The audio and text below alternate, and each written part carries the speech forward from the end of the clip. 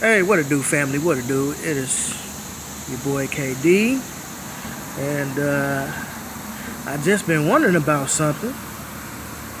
Some things that I have been noticing more and more lately is these black men getting these white women. Now, there's nothing wrong with dating a white woman in and of itself. There's nothing wrong with being white, Asian, Mexican.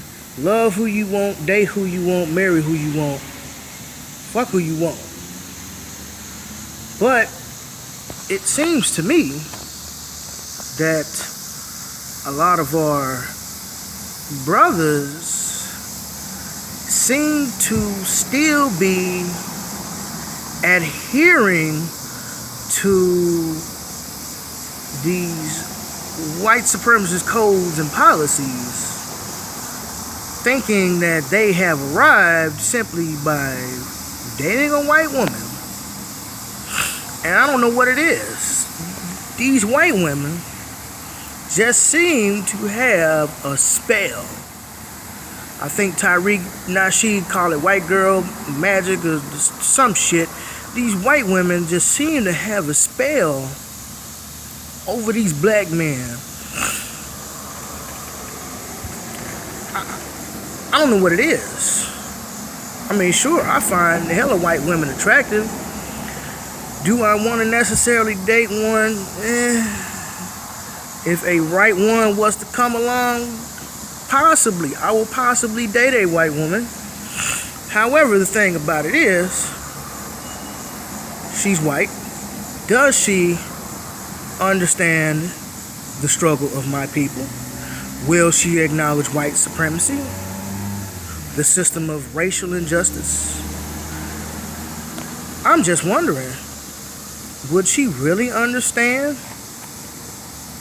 Or is it one of them things where the brothers who get with these white women, majority, not all, but most of these brothers out here turning in their African card for they want to be white card, and these brothers seem to think that by having a white woman that you have achieved some level of success, which you haven't.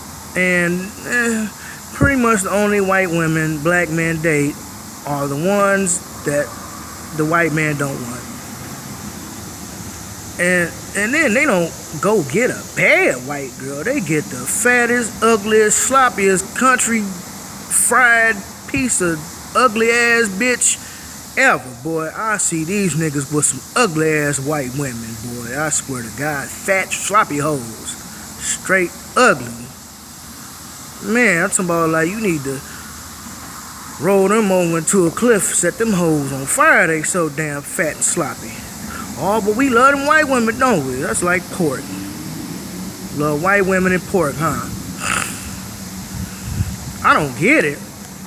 But it seems to me that we're still thinking that by dating this white woman, that somehow we're past race, past racism. Maybe they feel like I can be accepted now because I have a Caucasoid on my arm. And maybe she gonna open up doors. Now, don't get me wrong, there's a lot of brothers out here who got they hustle on. Fucking with these white women with good credit scores and long money. Salute to the real players on that level, okay? Because that's a hustle. I feel that. But as far as the rest of these brothers is concerned, boy, I'd be talking to them. They just be like, man, I don't know what it is, man, about these white women. They're just so amazing. They're magical. I'm hearing this for some brothers. Some brothers only mess with white women. I got a couple friends who only mess with white girls. My nigga mine who looked like Tupac used to only exclusively date white girls because he thought black women was ghetto, and we trumped that argument several times. Debunked that.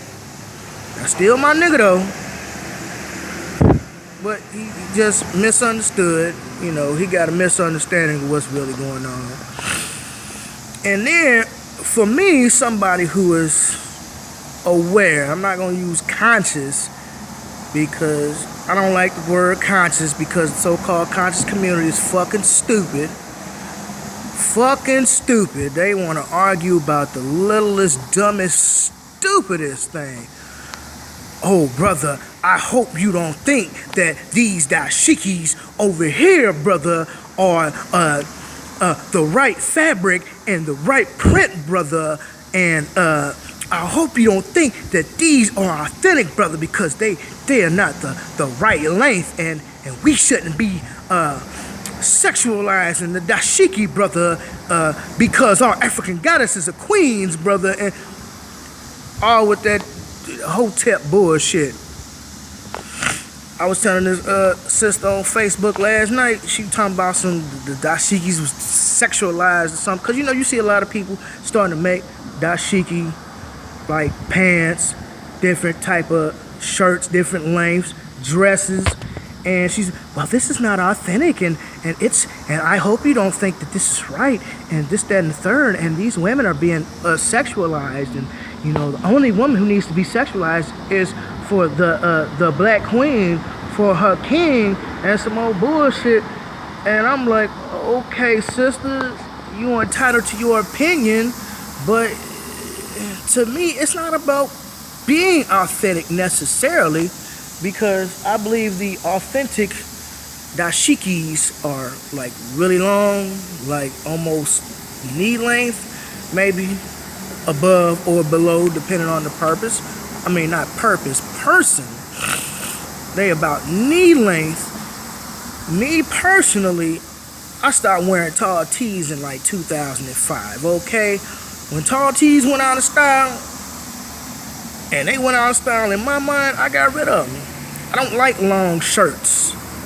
I don't like baggy clothes and whatnot. So for me, if the traditional dashiki is about knee length, I wouldn't wear it. Or I would have to take it to my tailor to get it altered because it's personally too long. Like I'm telling the sister, it's not so much about being authentic. It's about bridging the gap between the old and the new and making it fit for your life in 2016. I equated this to the soul 70s. You had your OJs, your Manhattans, you had your Temptations and the Stylistics and so on and so forth. You had your Al Greens and Teddy Pendergrasses. Okay, you had your James Browns. That was the 70s. Then the 80s came along, and hip-hop was born from the soul 70s and the systematic oppression that our people were going through. So, it's just like Brother Grandmaster Kaz said,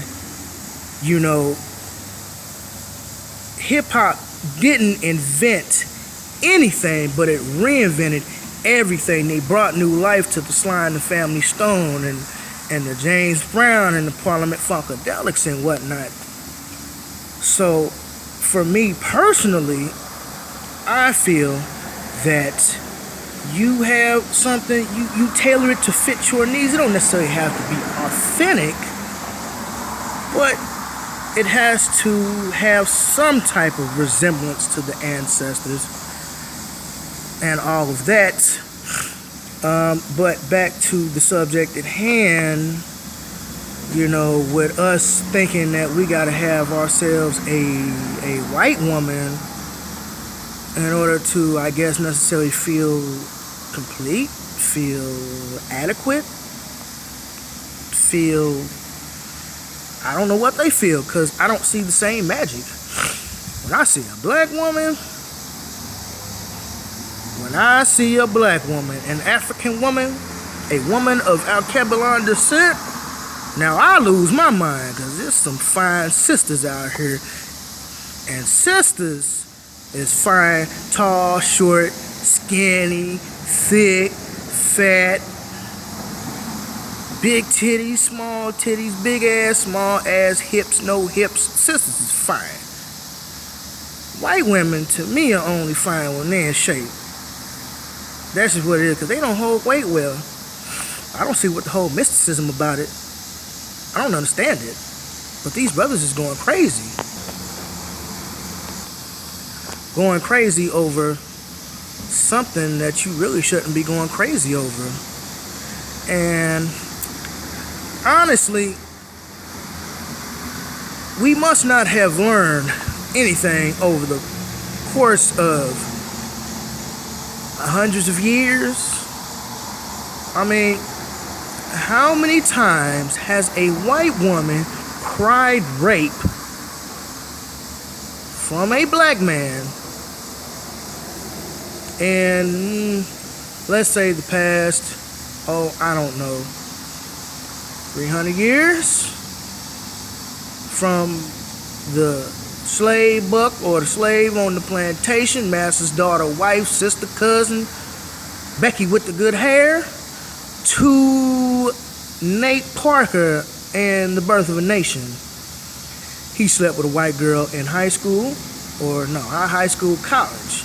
It was consensual. Then the bitch cried rape.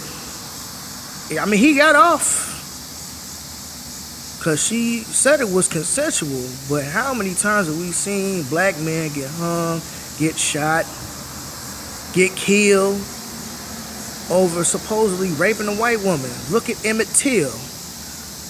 Supposedly he whistled at a white woman and looked at her strange. You know, when you white, you don't have to have an excuse. It's, I'm white and I say so, as Brother Nasheed says all the time. Brother Tyreek, I'm white and I say so. Oh, that nigger looked at me funny. He tried to rape me. He tried to rape me with his eyes. I'm like, really? And that's now. I mean, I was even watching a documentary on Angola prison. And it was his brother had been in prison for like 40 years, 30, 40 years. Good man, helped his inmates, got a degree or something in college, does all type of positive speaking engagements. The brother has been proving himself, deemed, to be able to go back out in society and be a productive member. And here come this lady on the parole review board. She starts crying. Oh my God. Oh, I still think back to that day 30 years ago. Oh, it plays in my mind just, oh God. It plays in my mind. The big bad nigger. I'm like, you fake ass bitch. And of course it was like 3 white men, 1 black dude, something like that. All the white men, don't worry, ma'am, it's gonna be all right. Here, would you like some tissue? Here, it's gonna be all right, ma'am. We're gonna make sure that nigger never gets out of jail. They didn't say that precisely, but that's what they was thinking. It's okay, ma'am. It's okay. Please don't cry. Please don't cry. All right.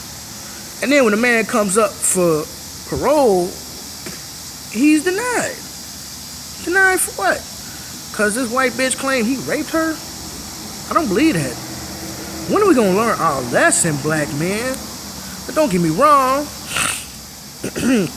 There are some thorough white women out here. My 7th and 8th grade English teacher is one of them. Shout out to Miss Bradley. Love her to death. Always been cool. Raised a black son. Never been on that white supremacist shit. So it's some thorough white folk out here. You got Tim Wise. You got what's her name? The lady from the Jane Elliott brown eye, blue eye experiment that she's been doing. Back. Sorry for the interruption.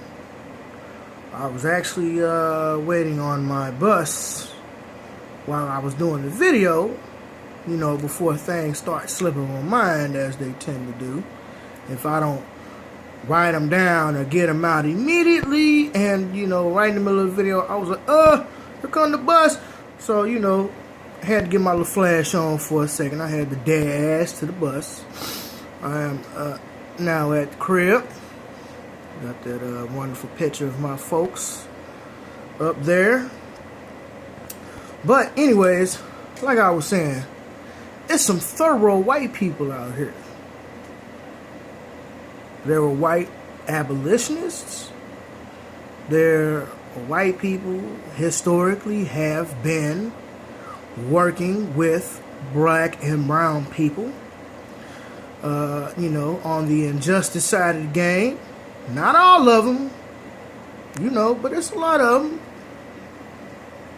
who believe in equality for all, and not just equality for some, and by some, those who are white. Those who have pale skin are the priority. Everybody else is a minority. So, it's not a slight against white people.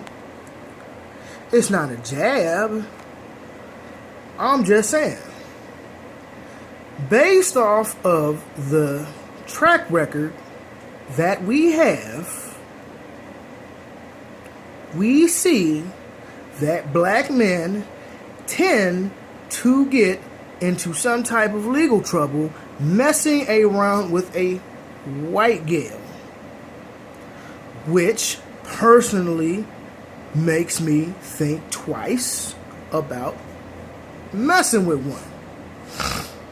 If I did, she would have to be cross-examined, and you know, I'd have to give her the third degree and everything. I'd have to run a background check, ask her all type of questions, and see where her head at. Because when you start talking about race or racial issues in this country or in America, oh, them white supremacists. Those white supremacist ideas start to raise their head. Man, like the Colin Kaepernick situation.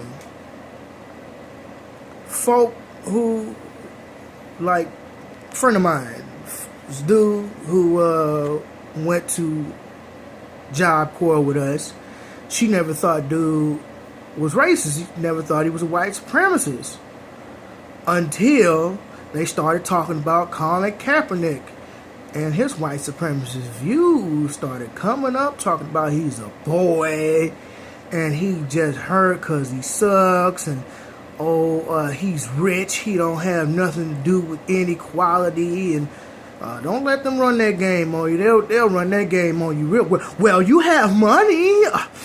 We gave you money, Negro. We gave you a house. You drive a Bentley, don't you, nigger? Well, there's no such thing as racial inequality. Oh, my God. I don't know why you're talking about this. There's no such thing as racial inequality. Everybody's equal. We're all Americans. Right. Yeah, we're all Americans. But the only people who truly benefit from America are the people who are apricot colored, the peach colored people, okay? And to be honest, I would have thought that Nate Parker would have learned his lesson about messing with white women. But he married to a white woman. She could be thorough. I don't know. I mean, I would think that a brother who makes a movie about Nat Turner would pick a thorough wife, but then again, he sold the rights to the movie to Fox Searchlight, and we know Fox, owned by Rupert Murdoch, who is a known white supremacist, and we all know what the rhetoric Fox spews on a daily basis. So that to me is kind of questionable, but we're going to have to wait and see. So, all this, call it white girl hoodoo, that, little hoodoo pixie dust that they must be spraying over these Negroes or something, because I'm starting to see more and more brothers with white women, and it's only a problem when you think white is right. And there's a lot of brothers out here who think white is right. It's a lot of sisters out here too. You know what I'm saying? It's a whole lot of Negro bed wenches out here. Like what's the chick name? I think her name's Crystal Lynn. I forget her last name. You can look it up online. She runs a website. I believe she runs the website Beyond Black and White, which is a Negro bedwench site. And, she regularly talks about the joys of swirling. Those of you who don't know, swirling is when a white man is messing with a black woman. That's called swirling. And she's married to a white husband, which kind of tells you something. And recently, she had a white dude on her show. His name is the Veganator, I believe. And she wanted him to come on the show and talk about the joys of swirling, but he switched the game up on her. And then he made a couple videos, and he basically like, yeah, I've had a couple black girlfriends, I've slept with black women, but I'll never marry a black woman, X, Y, and Z. She was bawling and crying, and if I could just see the video, I've heard the audio, I haven't seen the video, but I can imagine she got that ugly cry face,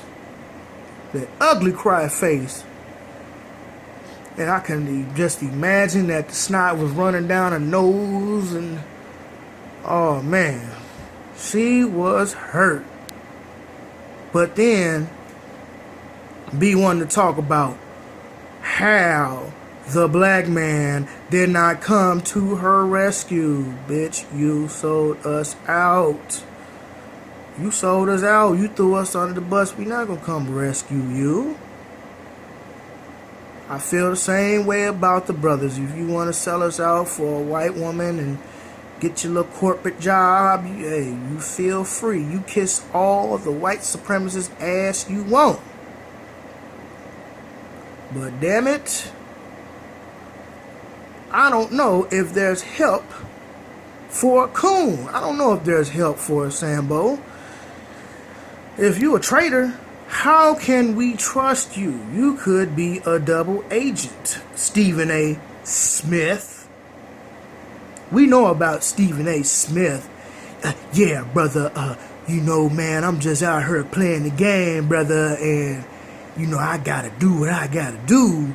You know what I mean? And niggas be like, I don't fuck with you. Fuck him, Charles Barkley, all them niggas. Charles Barkley got him a white wife. We know how he feels. He love white people. I don't know if Stephen A. Smith's white wife was black or white, but that don't mean nothing. It's a sickness to love your oppressor. It is a mental sickness that our brothers and sisters have, and honestly, I don't know if there's any treatment for it. I just think, personally, we need to stay on code, keep calling out these coons, these Sambos, these Negro bedwenches, these traitors, these Tommy Soda moistures. We need to keep calling these niggas out. And keep the awareness that these niggas are not for us. They are traitors. They'll sell us out to the highest white bidder in a minute. The first white supremacist throw some butter biscuits at them, they just gonna jump all over it. And the next thing you know, black people's getting thrown under the bus. I think we need to ostracize these people from our community. There could be hope.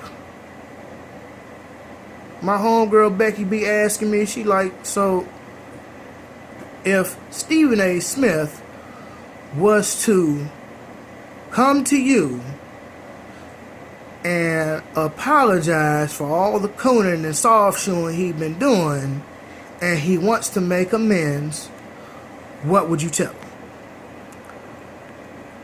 I would tell him that Stephen A. needs to die a most honorable death, killing white supremacists. And it can't be one or two. You gotta damn near be a jihadist and strap a bomb to your chest and go to a Klan meeting and blow up about 200 Klan members and known white supremacists and die a martyr. That's the only way I'd ever forgive Stephen A. Smith for all the cooning he doing.